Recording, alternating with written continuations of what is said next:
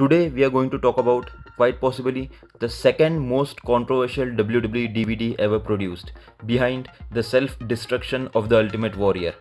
This DVD was produced and put for sale way back in 2010, and it was titled Top 50 WWE Superstars of All Time. It won't be a stretch to call this list quite possibly the worst WWE countdown list of all time. Back in 2010, this list was what WWE believed was to be the 50 greatest WWE superstars of all time. Before we talk about this infamous list, let's check out the list itself.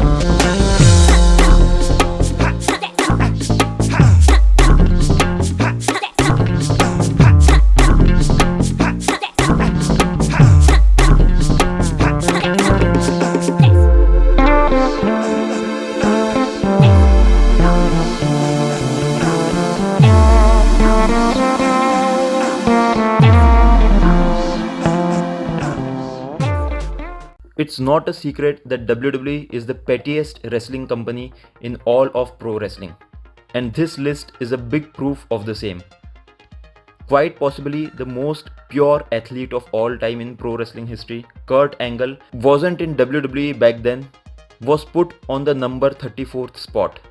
The biggest mess up in this terrible list was that WWE legend Hulk Hogan was put in the number 23 spot. As I previously stated, WWE is incredibly petty with its former superstars, and Hulk Hogan was working for TNA Wrestling back then, so they put him in the number 23 spot.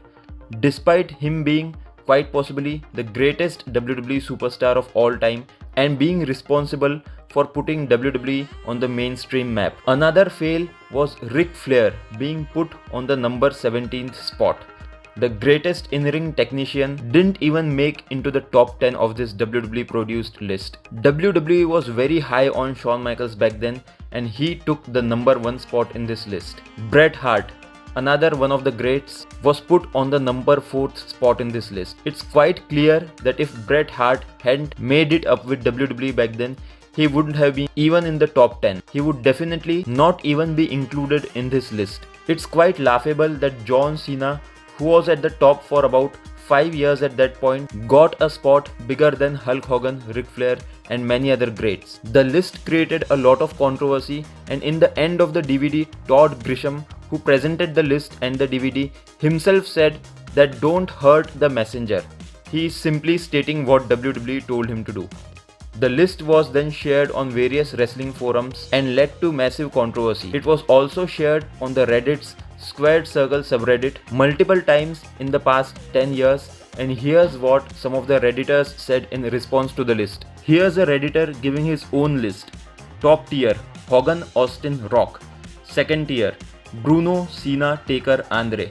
Third tier: Savage, Bret, Shawn, Triple H, Piper. Another user said, I remember this DVD. The list was laughable. Foley would be in my top 10. Hogan at 23, Flair at number 17. Hogan or Stone Cold should be number 1. This I agree with. Killer Kowalski really had a top tier career in WWE Lamau. This is what I mean by WWE propaganda, always making Shawn to be much bigger than he was. This list is so messed up, lol. Couldn't have said it any better. Does no one even notice how high Hogan is on this list? This is obviously a sarcastic response. How is Jeff Hardy on this list? Owen Hart not on this list? Okay. Batista should not be on this list. WWE later said that the list was made by taking a poll of the WWE locker room. But I don't believe this one bit personally. The fact that the likes of Hogan and Ric Flair didn't make it into the top 10 makes it clear that this list is a farce. What do you think of this incredibly controversial WWE top 50 list? Let me know in the comments below.